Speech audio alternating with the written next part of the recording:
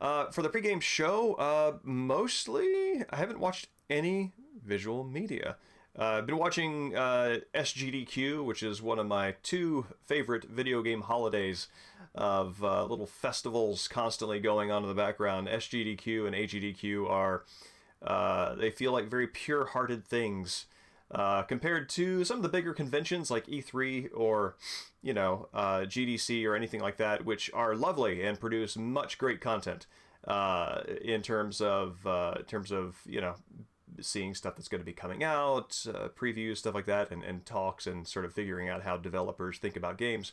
But there is something that is celebratory on the player's end of a speed run and having all that happening all at the same time that really seems to just take the joy of video games and lift it up. And I like that. I also like getting to see what people really enjoy in a very condensed way about genres that I don't usually play. So, and tonight, or early morning, there's a Dante Must Die difficulty speedrun of Devil May Cry 1, which I'm very excited to see. And there's also 3 Metal Gear games on docket this year, and it ends with 2 speedruns of Elden Ring, so I'm having a great time this GDQ. Other than that, I've been reading. This is a stellar book. This was one of the books that I picked up thinking, you know what? I don't think I would normally read this on my own, so I'm going to pick it up. It was recommended by the staff of a bookstore called The Book of Form and Emptiness. I don't read enough contemporary novels, I feel, and so this fits that bill. And this is an exquisite book. It is a book, what's it about? It's about a kid who can hear tones that communicate, not speech exactly, but communicating tones from physical objects around him, and how that impacts his life, how it's sort of like him processing the grief of his father's passing. And the thing that speaks to me the most about this, the big emotional heart punch in this, is he goes to the public library as a place where the objects are quiet, because objects sort of take on properties of how, whatever function or purpose they're intended to have in the human world. And so being in a library surrounded by books, these are objects intended for thought, intended for reflection, and even the pleasure that they intend to sort of impart are sort of internal and self-cultivating. And yeah, so it's great to see. It's great to see the space of a library celebrated in this way, because even though I myself, when I wanted to, retreat from social existence as a kid, moving around into different states and things like that, and not always having my bearings wherever I've just landed, going to a library was always a great place to go, because I knew you just know the place. A library is sort of this place that almost exists outside of space and time. Every library has that spirit to it. So it's awesome seeing that space sort of encountered from this particular perspective, which is what I think great imaginative writing does. It takes us back to the familiar and shows it to us in a way that is different than we ourselves might experience it, as I assume the majority of library patrons do not hear objects. And then returns us to it in a way that makes it feel more special. Other than that, continuing the Purgatory dive, and going whole hog back into Dante's Commedia, and Inferno is pretty well traveled territory, both from it's probably the most accessible because it's the biggest. It's got the biggest fireworks and some of the most imaginative visuals. Yeah, thank you. Yeah, it's. I believe that the familiar is where the special points us. And actually, that's actually one of the things that is very interesting. This is Purgatorio, Dante's Purgatorio. And one of the things that is fascinating about this, it's sort of known, actually speaking of Devil May Cry, Dante and Virgil, the things that are neat about Virgil as Dante's guide is that once Dante gets to paradise, gets to heaven, Virgil pieces out and Beatrice takes over, and the sort of running idea there is that, the divine speaks to Dante through his favorite poet and his favorite girlfriend.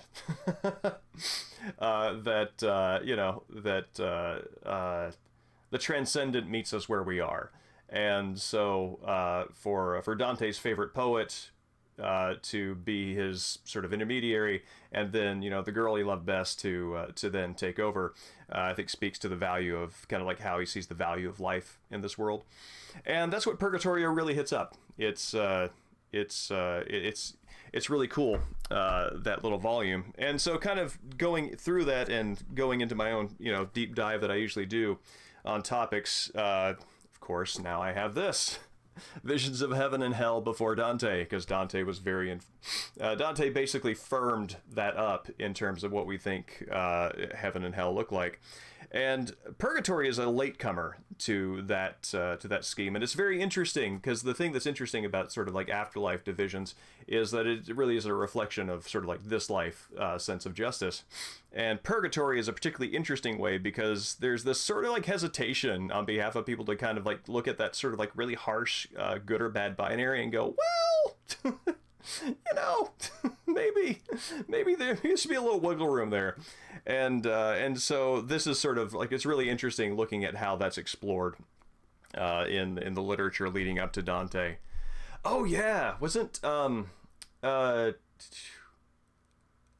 Bill and Ted 2. Bill and Ted's Bogus Journey, I have the comic book of that. And it's very interesting. I'll dig that out and share that next time. In fact, it could be said that Bill and Ted's entire Bogus Journey is a purgatorial communication. Isn't Purgatory the greatest bogus journey in the end?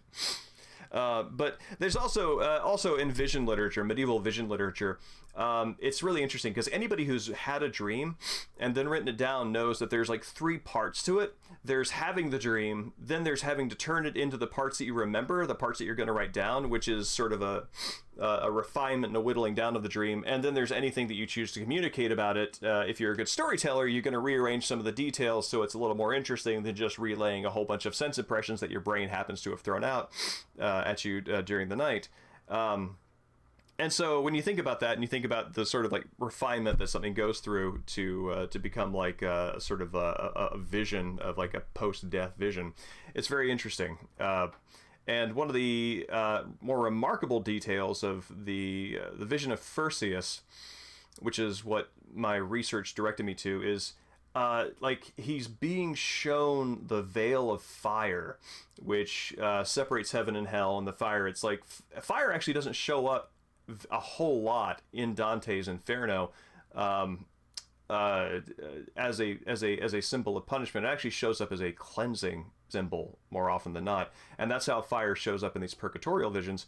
And so like his guide parts the veil of fire, and he starts going through, and a demon shows up, and like there are souls being in various states around him, grabs one of them by the collar and throws him at Perseus, the guy who's having the dream, and this just like body from hell hits him in the face and the chest, and he looks over and just in the moment of context sees him, recognizes him. It's that sort of Dante experience of going into the afterlife and seeing somebody you knew. So yeah, this burning body just gets thrown at him and hits him here. He looks and with horror recognizes the face, and then the angel who's his guide grabs the damned off him and throws him back into hell. This poor guy just got ping-ponged back and forth.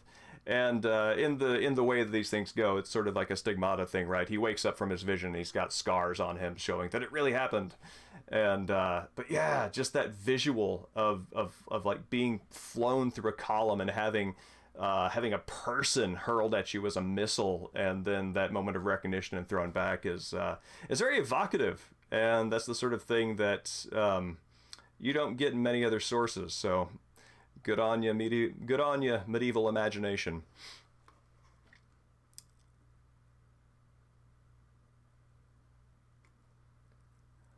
Oh yeah, no, it's very funny seeing the illustration of young Keanu Reeves. Actually, you know what? Hold on a second. Hold on one second. I think that might literally be right over here. One second. Oh. Oh.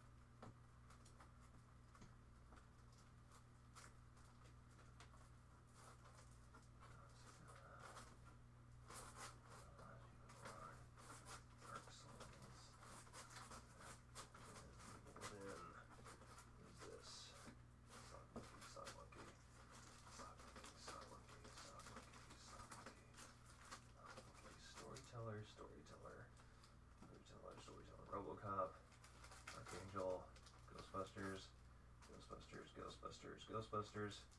There's another Sarah. Alright. One more place it could be.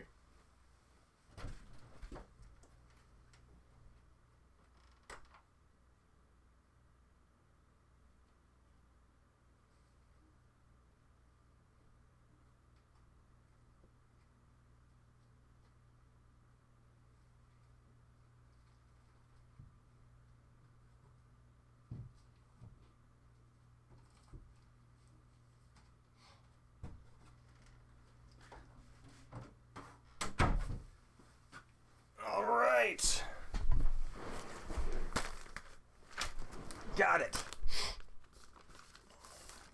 A most excellent movie adaptation. Bill and Ted's Bogus Journey. Oh, there we go. Oh, man. It's the advertisement on the back. Advertisements in these old comic books are awesome. I think this... Okay, so this is a series of them. I only have the first one. It looks like it ends at... it ends around the time they beat Death at his own game, which in this case I think was Twister.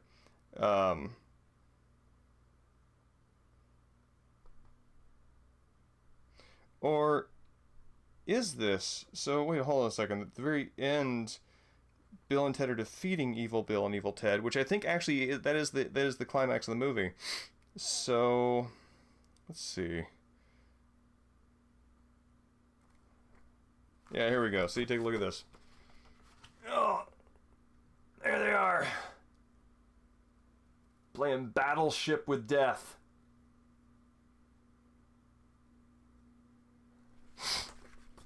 Let's see. Okay, yeah, this ends with epilogue. Here we go, yeah. Oh.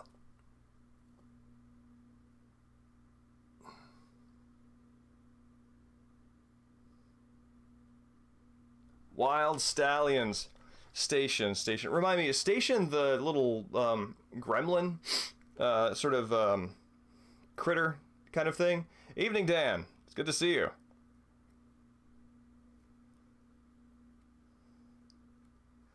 Alright, let's see. Man, I haven't thought about this in forever. You know, even having a... Oh, wow, look at this guy. This guy's got... This guy with the green jacket's got some Stan from Monkey Island style patterning on his jacket there. Bet you that those hard right angles stay the same no matter how no matter how much he moves. That's right. I loved Bill and Ted when I was a kid.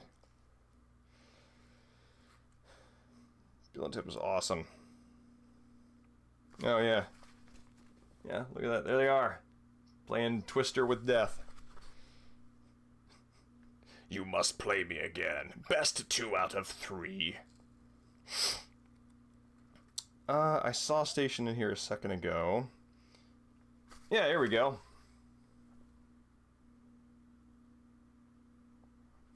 Here, actually, let's get a better view of that here.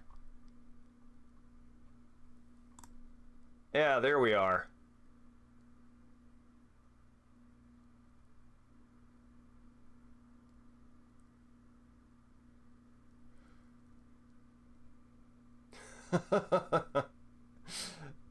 Yeah, it's great. This is almost manic. Let's see. Evan Dorkin, most excellent adaptation in pencils. Stephen DiStefano, Marl Severin, Ron Boyd, Resplendent Inks. Kurt Hathaway, Tom Orchikowski, awesome lettering. Robbie Bush, stellar colors. Evan Skolnick, non-heinous assistant. That's nice. Fabian, or is that Fablin? I think it's Fabian Nicleza. Non-heinous editor. Tom DeFalco, non-heinous chief. So, Yeah. Yeah. This is. Oh yeah. Check out the advertisement in the front. Look at that. Let's see if I can angle it. There we go.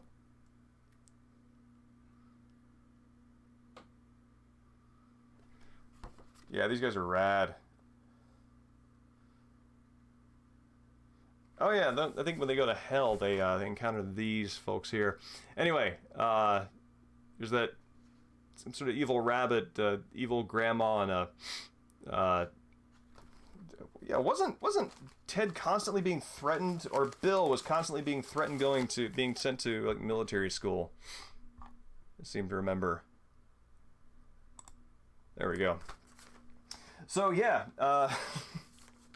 man, what a journey that is, huh? That's right. We will we'll take you places. Yeah, that's interesting. Approved by the Comics Code Authority. Oh, dude! Alright, one last thing. One last thing. We are gonna see Rufus. Do we get Rufus in this? Do we get Rufus in the second one? I feel sure we get Rufus in the second one.